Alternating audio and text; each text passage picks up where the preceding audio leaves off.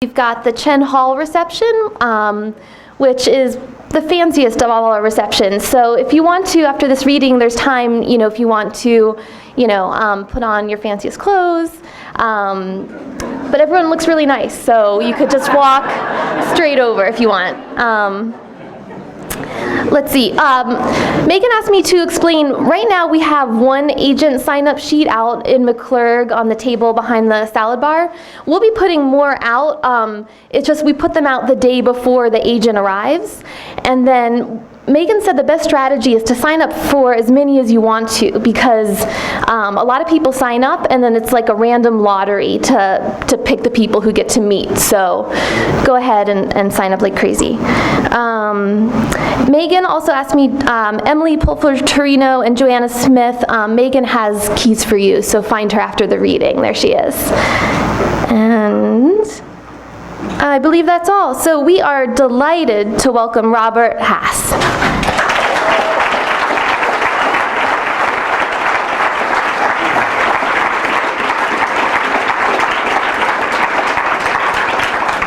Thank you. It's an enormous pleasure to be here. And I also have to thank Wyatt for that phone call that puts me in this company, and Megan, Jonathan, who drove me from the airport. Jonathan, are you here? Back. So I was going to ask you if you could help me with my internet connection after. So I thought what I would do, since the participant poets we're working with are sharing work in process, that I would do the same, also to keep myself interested. So this is a kind of mishigas of some work in process, I guess. I've come to understand about poetry readings that the big difference between reading poems and hearing poetry readings is if you have the book in front of you, I guess it's true with fiction too, that you know how long the thing is ahead of time, It's a 2-page story, a 20-page story. So when these are a little longer, I'll tell you, so you know. But in the dream he was a hawk with blood on its beak. In the dream he was a hawk. In the dream he was a woman, naked, indolent from pleasure, a gleam of sperm on her vaginal lips. In the dream he was the woman. He could be both the woman and see the viscid fluid in the dream. In the dream, he was a turquoise bird fashioned from blue stone by a people who dug it from the earth and believed it was the sky of a foreworld. In the dream, he was the turquoise bird. In the dream, his feet hurt. There was a long way still to go, small mammals scuttling in the dust. In the dream, his feet hurt. In the dream, he was an old man, his woman gone, who woke early each day and made his pot of coffee and sliced bits of melons for the lizards and set them on the hard ground by the garden wall. In the dream, he was the old man. The calm mouths of the lizards as they waited, themselves the color of dusk, meant that every creature was alone on the earth. In the dream, the woman in the elevator took out her eye. It was a moon in the dream. In the dream, there was a knock on the door, and it was the troop of begging children. And he said to them in mock outrage, "You, scoot, this is not your day. Tuesday is your day." And the children laughed with great good humor. Their day was Tuesday in the dream. And this is a poem called Sprezzatura. It's for a word someone used the other day. Eugenio Montale asked me if there was an American word for sprezzatura, particularly with respect to poetry, in rispetto di poesia. He said, and I said, yes, in American we call it moose, and mentioned several poets, Frank O'Hara among them, who were quite famous, as fame goes in our sort of work, for their moose. He wondered if there were an American expression to convey the general concept of Eugenio Montale, and I said, yes, we call it George Seferis. I also observed that in my view, I was showing off, but how often do you get to speak to Eugenio Montale? The prose of Sepphoris, especially his diaries from the last years of the war and the slow awakening into that devastation after, were even greater than his poems, though his poems, at their best, gave off pure light like the light flaring from the white walls of the cliffs above the harbor in Skios, which can make the eyes ache. He canted his head politely and asked if among Americans the worship of the Virgin Mary were a custom. And I said that it was, and that in the cities of the Middle West and probably the towns, it was especially intense among the mothers of children with incurable diseases who heaped flowers in enormous quantities before her altar. And he nodded and said that this was also the case in the cities of Italy. And they light candles, he asked. And I said, yes, they light candles.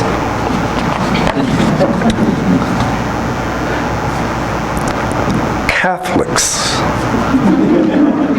Pange lingua, we sang, the children, dressed in white for the first Friday Mass. Actually, we sang Pange lingua with an extra syllable at the end, and then to fit the tune, and then we repeated it with the extra syllable in the middle, Pange lingua. The nuns wore white as well, beautifully white linens that fell to their feet, white also around their necks and foreheads, and a black mantle over the tops of their heads, and a black rosary bead, and black rosary beads hanging from belts that cinched their long gowns. The rosaries had 35 black beads cinched together with tiny loops of a silvery metal, and sometimes they would tell us the story of the 35 beads, 10 for each decade of the rosary, one set of 10 for the sorrowful mysteries, the 10 events that told the story of the torture of the good young God, and the joyful mysteries, the stories of his life and how good he was to his Holy Mother, the way he cured the sick and fed the hungry and raised a man up after he died. And then the glorious mysteries, which were about how, having died, he became alive again and walked with people in his sandals on a road, and then went to heaven, where he had, and also was, they said, a father, and his mother too went after him, floating up when she died. His going was called an ascension, and we celebrated that on Ascension Thursday, when all the classes got to go to Boise's hot springs for a picnic and swim in cool, chlorinated water under willow trees, and where, if you were daring, you could climb the steps of the high board and walk out to the end and look down and jump off. Her going was called the Assumption. It happened in August, so there was no holiday, but that Sunday we also dressed in white and we also sang. The other beads were for the Our Father at the start of each decade, and one to start the whole thing and one at the end. The regular beads were Hail Marys, which was what the angels said to the mother with the blue mantle when her belly was round. You said those 10 times, and that was a decade. We also sang Pange Lingua on those summer Sundays. The next verse was Corporis Mysterium, and we sang it Corporis Mysterium. We didn't see them every day, the nuns, in the summer, because we were out of school. In school, besides telling us the story of the beads, they would tell us about our guardian angels. Every human being had one. It was invisible, but it had been sent to take care of every person because they were all precious, whether you thought so or not. And one nun said, when we asked, that in her opinion, every animal also had a guardian angel. But this was summer, and we saw the sisters only on Sundays, and because they looked in their habits, their clothes were called habits, like large white birds, you thought of them when you thought of the angels. Eat tongue, the song meant.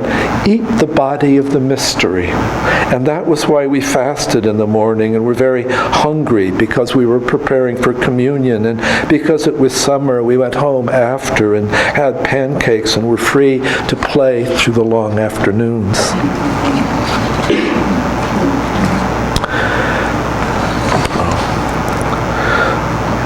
On Montale, back to the, well, no, go on. So this is 3 propositions about a subject still to be determined. Grief lives in the old house. The porch hasn't been painted these 40 years, though there are still, you notice, drops of paint, the drying arrested on the undersides of the cup hooks that used to hold planters, red geraniums against gray wood 40 years ago. The deaths are waiting in the living room, and you need to walk past them. You need to show some resolve and walk past, because your task is to empty the room where the newspapers have accumulated. You'll recognize them by the smell of old paper and the empty dog dish, years and years of old newspaper bound by twine into bundles, the sinking of the Lusitania, men walking on the moon. 2. You have to get up off your knees. Medical records aren't the issue here. It's true that you could have been treated better by various people on various occasions, and that is, needless to say, a two-way street on which you are going to take the test on the 4 freedoms, and you can't recall which is the first, freedom from what or freedom from fear. You remember the classroom clock and the wooden desk with its groove for holding pencils. You were certain that the third one is freedom of speech. It seemed logical to you then, first something to eat, and then no power out there to terrorize you. Or maybe you should be safe first and then fed. And there's a fourth, but you don't remember it at all. Medicine, maybe. Some people are bird watching in the summer morning or sleeping, and there's a sewing machine store in the ruined town. It contains rows on rows of broken machines that people used to make dresses on. You just stand there, all measure, and there's a sporting goods store. The smell of old leather and of neat's foot oil is so strong, some grown men would weep smelling it. Toss it here, atta baby. This was the restaurant. You ate in booths or at the counter in a chair that swiveled. There was a picture on the menu of a large, jolly man with a mustache like bird's wings. And the owner, when he came, who was also the waiter, had a large mustache and rubicund cheeks. I'll have the usual, your father said. This is called Cymbeline. Everything we do is explaining the sunrise. Dying explains it. Making love explains it. The last plays of Shakespeare explain it. We make Stonehenge over and over, thinking it will do some good to know where, or at least when, flame fissuring up between 2 stones. It lifts us as sex arches the body. Up it carries us, up and over, and we never know why or when it will stop. So everything we do is explaining the sunrise. This is called sore throat. And you can't see it. So if you looked at it, it would look like it was verse for a while and then broke into prose and then went back to verse. All you have to do is say some words. All you have to do is what the birds outside your window are doing in the first light of a morning in the middle of July. Like you, they have an eye to open. All you have to do is rhyme. Like you, they slept. All you have to do is live in time. What leapt to mind was the oddness of the word July, or the word sleeps, as in the sentence, every creature sleeps. What wound a world in which, between the hours of light and the hours of dark, all you have to do is make words sing. Creatures shut down in the interests of efficiency so as not to wear out so soon. All you have to do is make a ring of words, a pleasing thing from words. Who, of course, is a figure of speech. All you have to do is reach into your heavy waking, the metaphysical nausea that being in your life with its bearings and its strifes, its stuff, its stiffs, seems to have produced in you, reduced you to, and make something with a pleasing or a teasing ring to it. If you can't get rid of it, shut of it, sing to it, is all you have to do.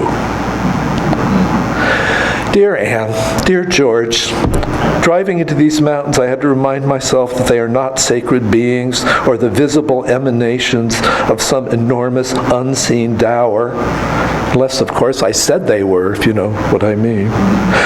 But they're bare rock eroding in the sun, which led me to think that rock itself, the word, was an inexplicable invention, which led me to remind myself that invention was always, in any case, a figure of speech, something to do with the Latin word for come. I think of being afflicted by the pointlessness of the world described to us by the physical sciences as a late 19th century disease.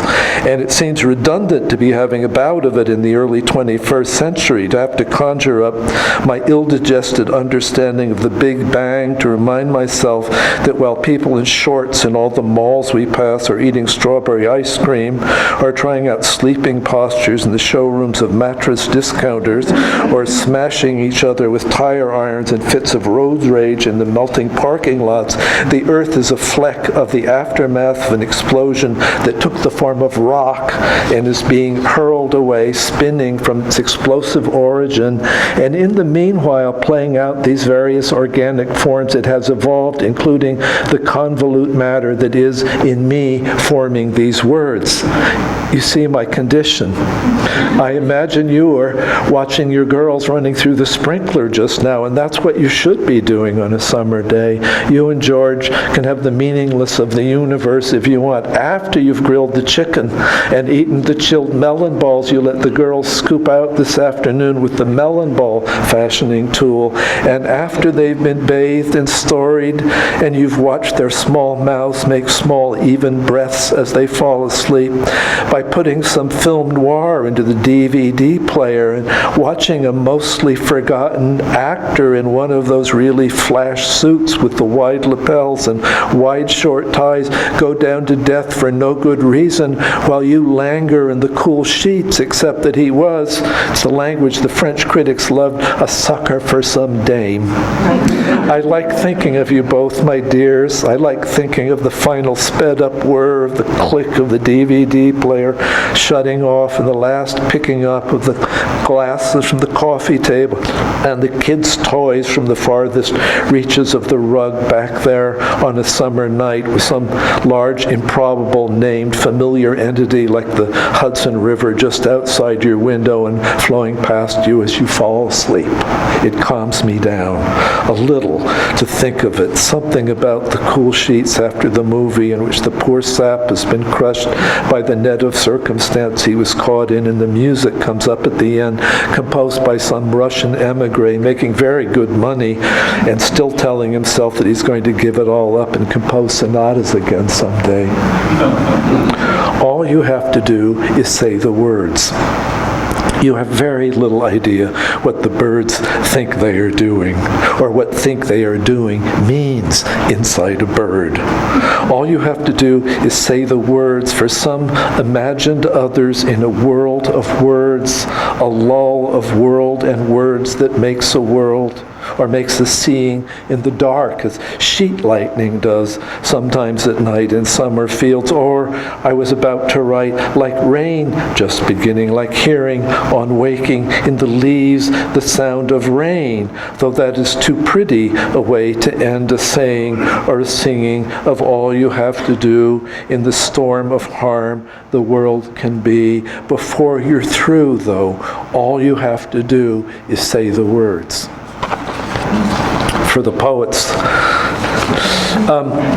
One of my projects has been a series of poems on death at different ages. And I'm going to inflict some of them on you. It's called Patches, the series is called Patches of Snow in July, and it begins with a bit of prose. In June, there had been weeks of unseasonable cold and several days of snow in the Tahoe Sierra, so that city people were driving up to ski on the 4th of July. 10 days later, the tips of the pines seemed to be on fire with the neon green of new growth, and along the Truckee River, wildflowers had the raw look of early spring about them, as if they were astonished at themselves for having forced the dead earth and were only just getting accustomed to sunlight. Coming into the valley, something about the way the grasses and the wildflowers and the young trees surged up the mountain to tree line as if they were a young orchestra hitting the high notes, and the way the snow patches in the saddles of bare rock between the massive peaks glittered in the sun undid me, if that's the right word, woke up, life in its exuberance rushing straight uphill toward the place where life can't be. The night before, I'd been reading from an anthology of 17th century English poetry. And these follow. The first is called Death in Infancy, and it has an epigraph from Richard Crashaw. Nor let the milky fonts that bathe your thirst be your delay, the place that calls you hence. It's a poem called To the Infant Martyrs. Nor let the milky fonts that bathe your thirst be your delay. The place that calls you hence is, at the worst, milk all the way. Death in infancy. Almost as if one should not speak of it. Too late to tell them that life is a breath, or that life which is so fair, I'm sorry, let me do it again. Almost as if one should not speak of it. Too late to tell them that life is a breath, or that life which is so fair is so unfair. Too soon to know a lullaby from inconsolable lament. Hush now, just begun. Sleep a little. Sleep.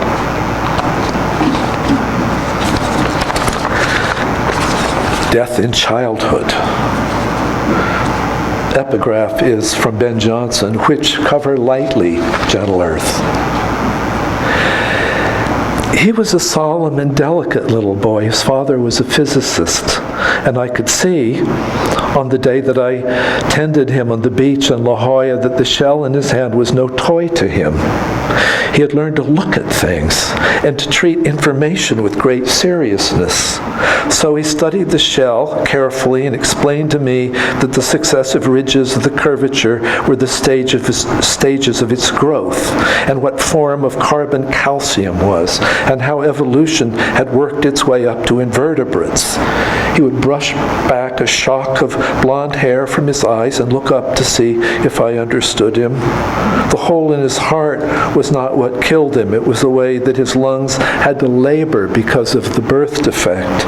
The surf broke that afternoon through irises of light, quick small rainbows down the beach as far as one could see. I could see that he had been an avid listener. It seemed to me to mean that he was loved or wanted to be, so it was delicious to him to be talking to almost any adult about all there was to know. This is Death in Adolescence. And the epigraph is from John Donne. We shall new shadows make the other way.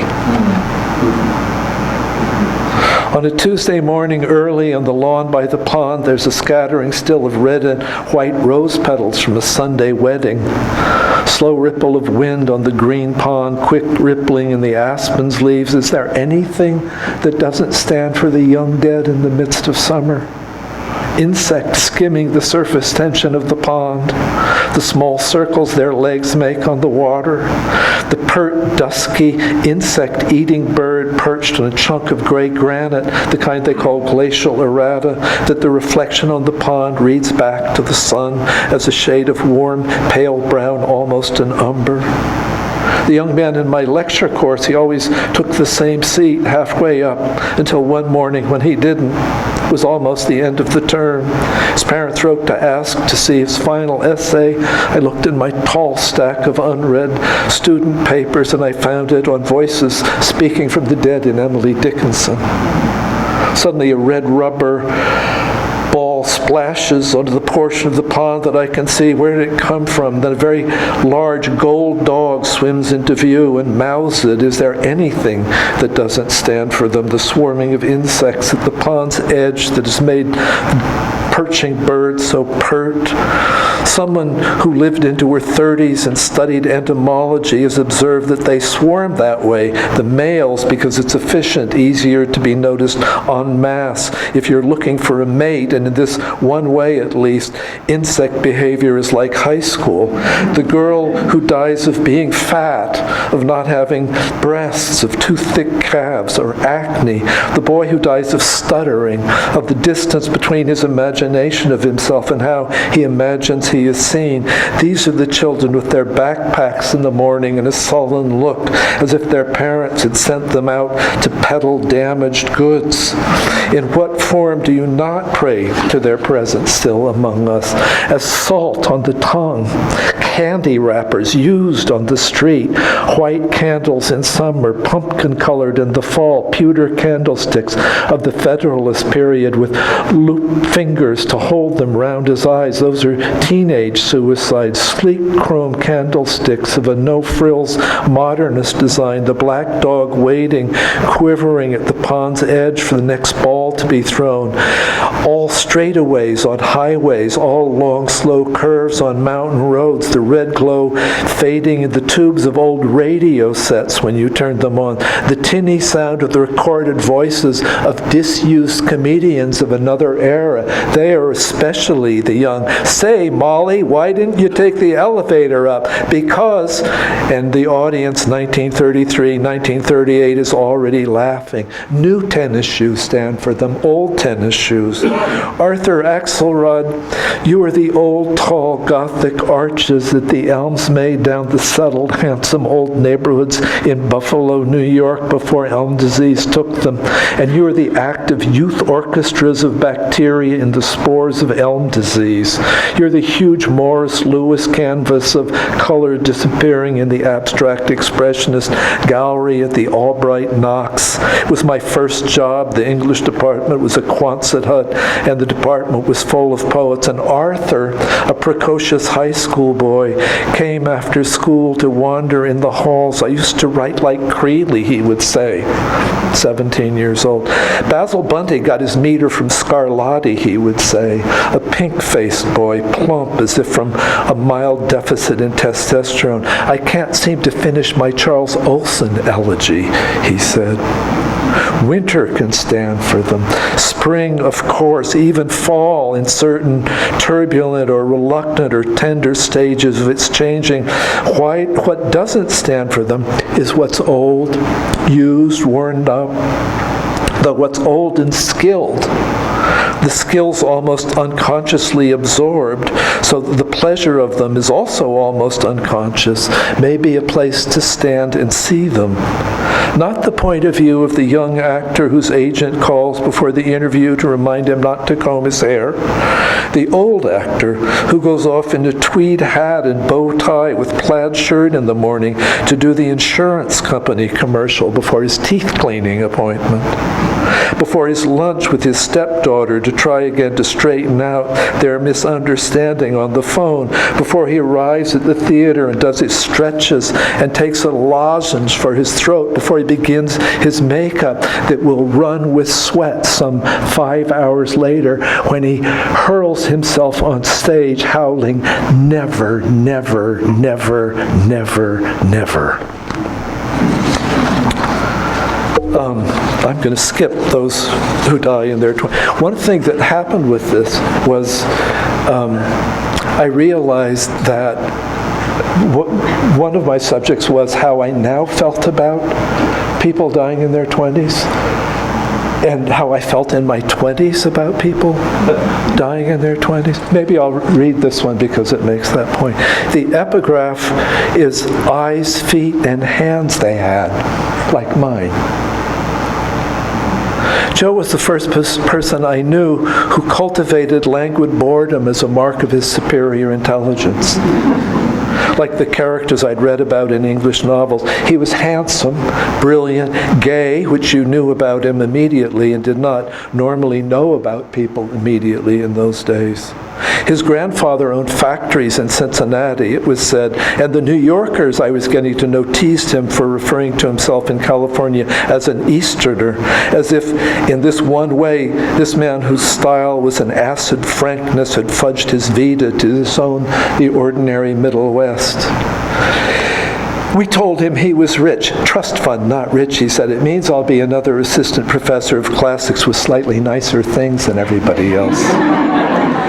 The impressive part of which was that while most of us were worried about surviving graduate school at all, or whether it was a fit, and if not, what then, Joe had already assumed a success that seemed to him second-rate, which in those days, oddly enough, like the clothes he wore so easily, gave him a silvery beauty in our eyes that the note he left when he killed himself confirmed. It's Tuesday and overcast. It seems a thing to do. In the 20s, a friend is a world, and a style of speaking or dressing, a social class or an ethnicity, a way of walking or thinking is almost erotically attractive.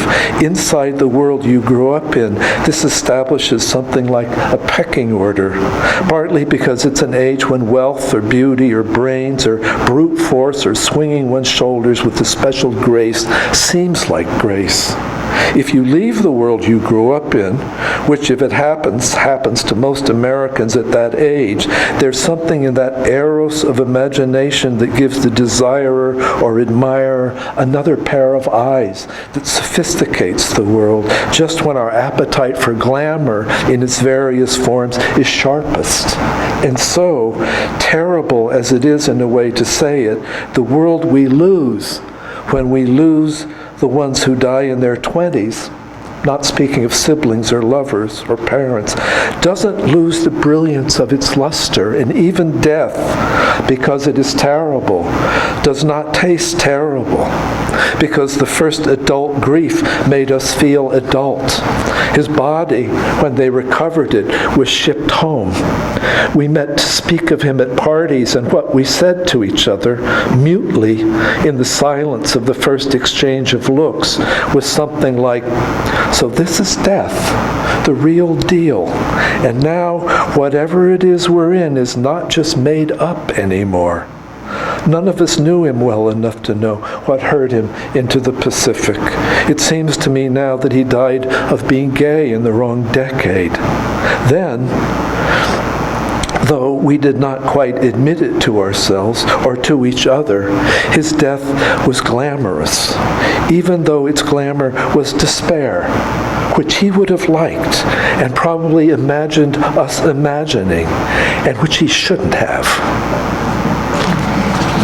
So that's one kind of death, and this is a poem called Plan or Dirge for Those Who Die in Their 30s, and then through with this.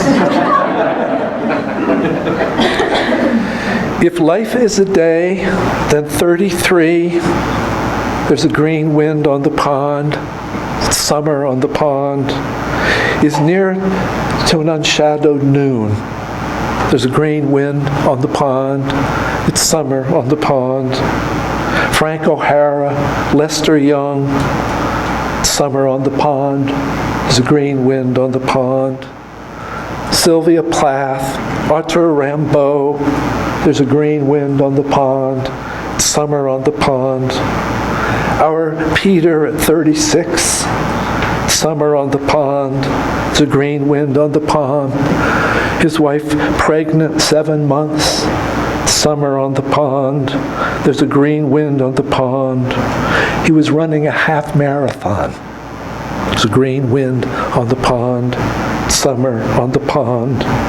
We threw white roses in the grave. There's a green wind on the pond, summer on the pond, summer on the pond.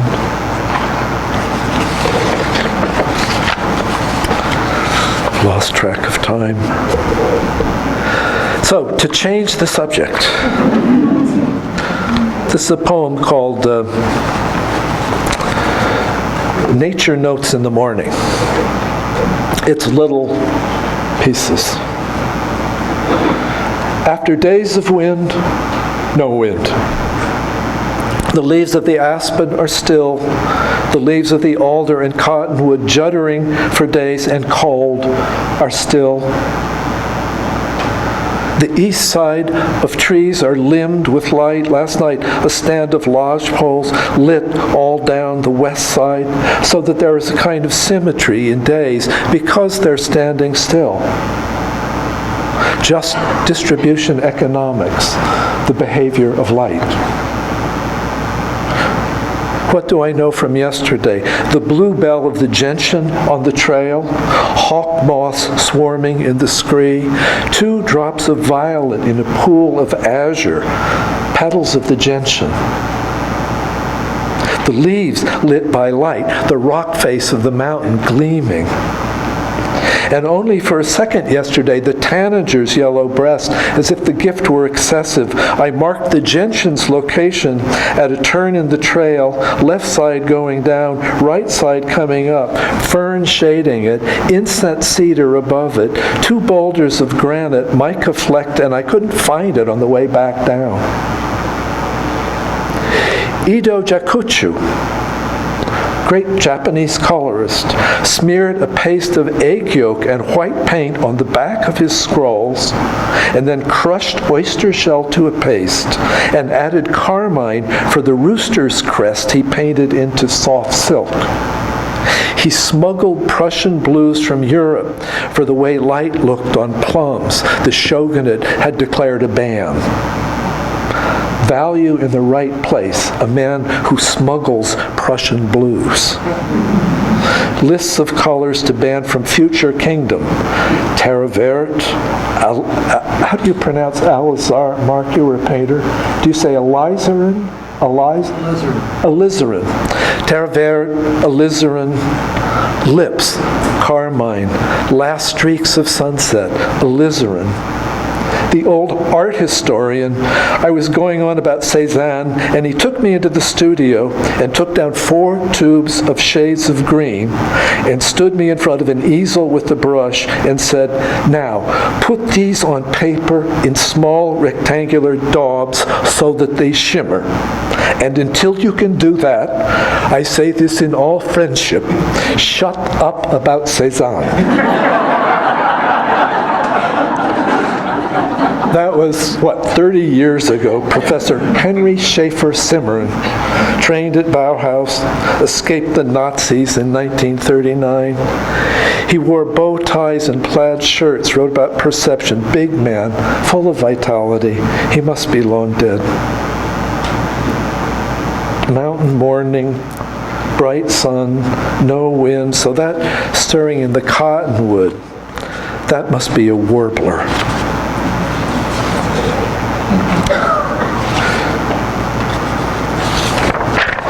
Hotel room.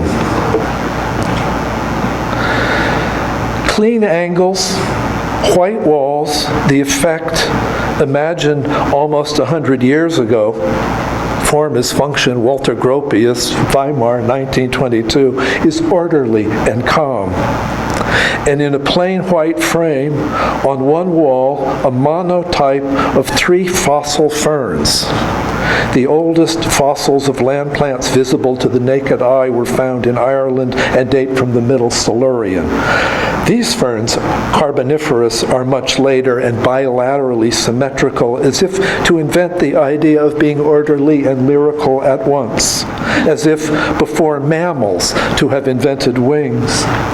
On another wall, Picasso's Don Quixote, really it is just a few squiggles of black paint on paper. One circular movement of the hand for a sun, a quick dash for the horizon, the great Don in 3 strokes, he's on a horse, a couple of strokes for the horse, and Sancho, the body as credulous servant to the soul, is an amiable blob the same shape as the sun. The windmill in the distance is desire, I suppose, or what gets it going, but it's a long way off, and the writers are in no hurry.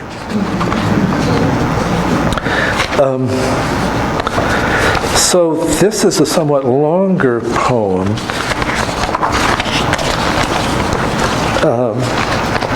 It's actually like it's more than 3 pages. At the end of each page, I'll hold up my hand so you know how much further it's and it's called an argument about poetics imagined after a night walk under the mountain. My friend Czesław Miłosz disapproved of surrealism. Not hard to construct in imagination the reasons why. Late night and late winter in Warsaw. 2 friends are stopped by the police of the general government who speak atrocious Polish. The young men are stopped because of their leather jackets. Where would 2 Poles get new brown leather jackets in the winter of 1943? Either they were black marketeers, the cops reasoned, or special enough to be left alone. The older cop, who had been a policeman in Berlin, in the quiet precincts of Charlottenburg, where he had learned to go along and get along, and who wanted now only to do his job well enough to avoid being sent to the Russian front, where he'd either be blown up or lose his toes to frostbite, wants nothing of this pinch. He's the one who lets the poet slip away. The other, younger, a machinist in Cologne before the war, is more ambitious.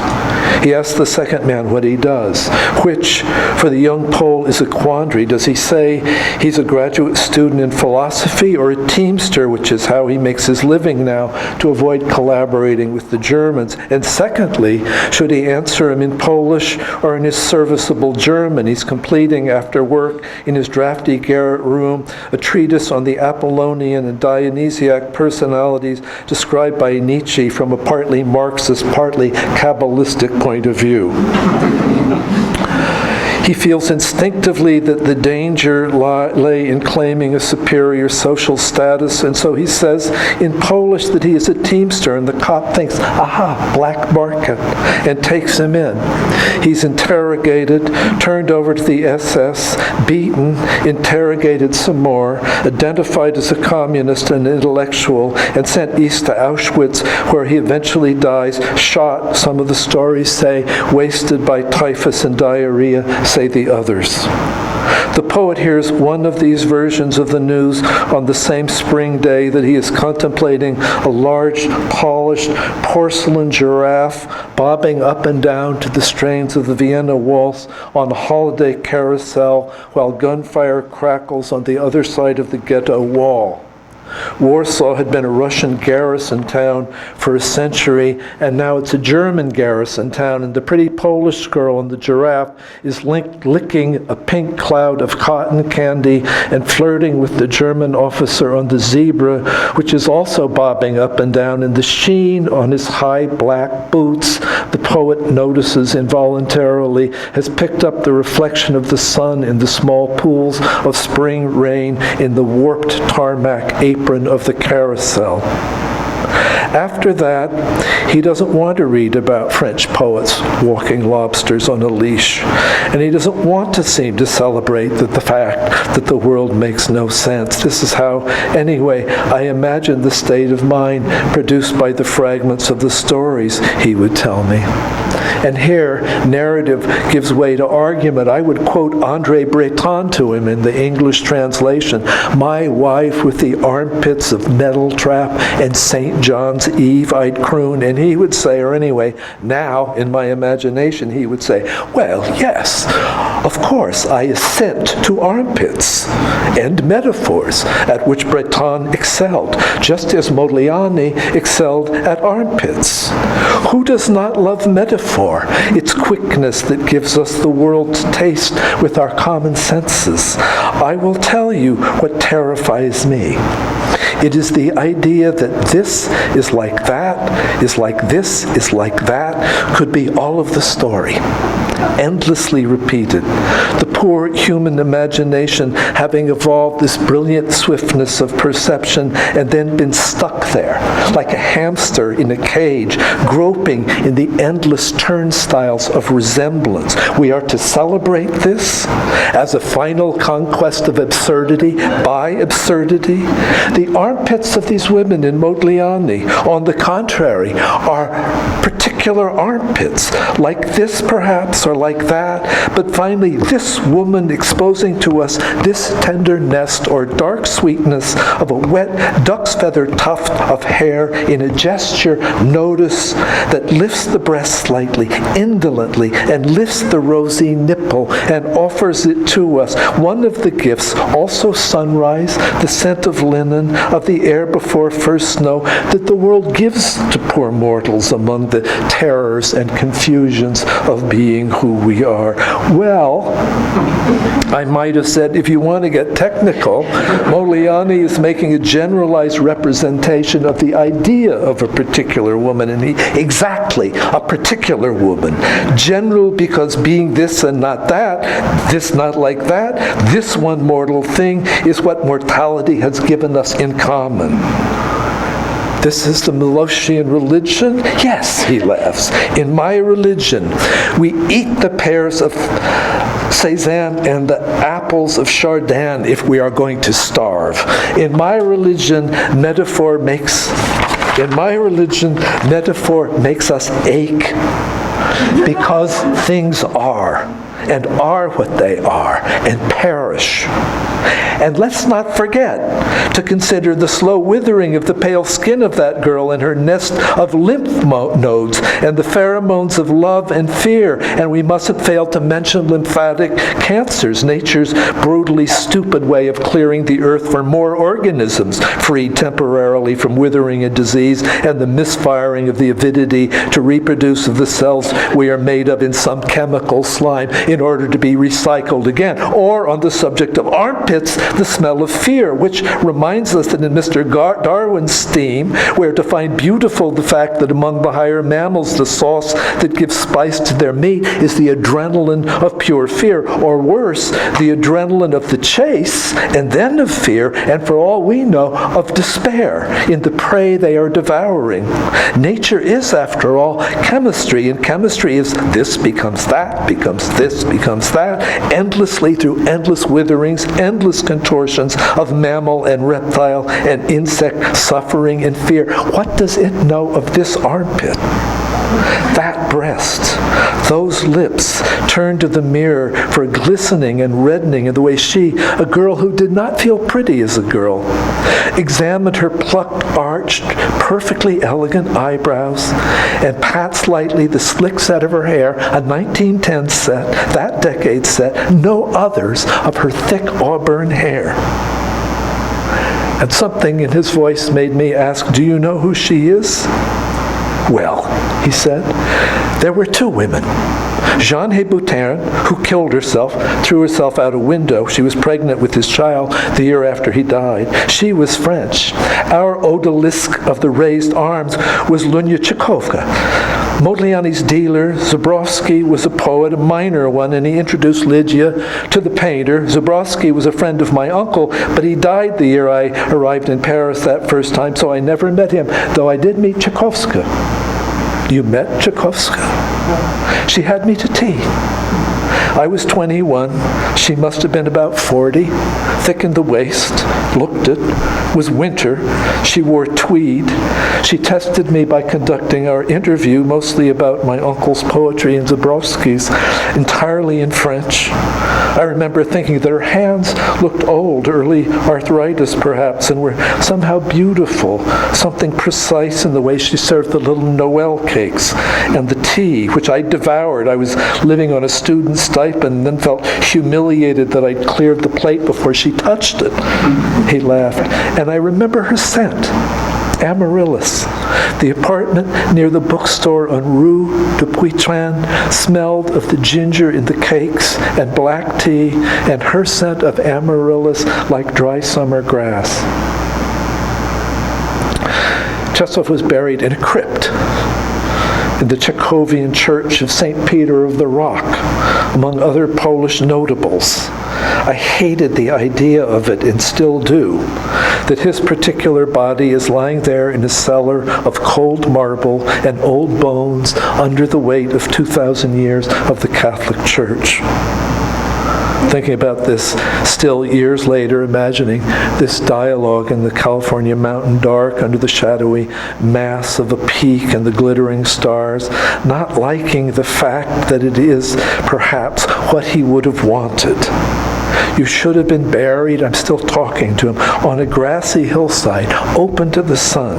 The Lithuanian sun, the peasants carved on crosses in the churchyard in your childhood, in that poem we translated, and what you called in another poem, the frail light of birches. You should have been buried under the frail light of birches, and he might have said no.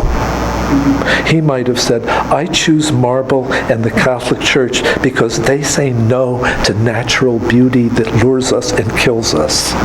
I say no until poor Modigliani and Zobarovsky and Tchaikovsky, the girl of the raised arms and breast, and the grown woman with her ginger cakes and already liver-spotted hands, and poor Jean Hubert and her unborn child have risen from the dead.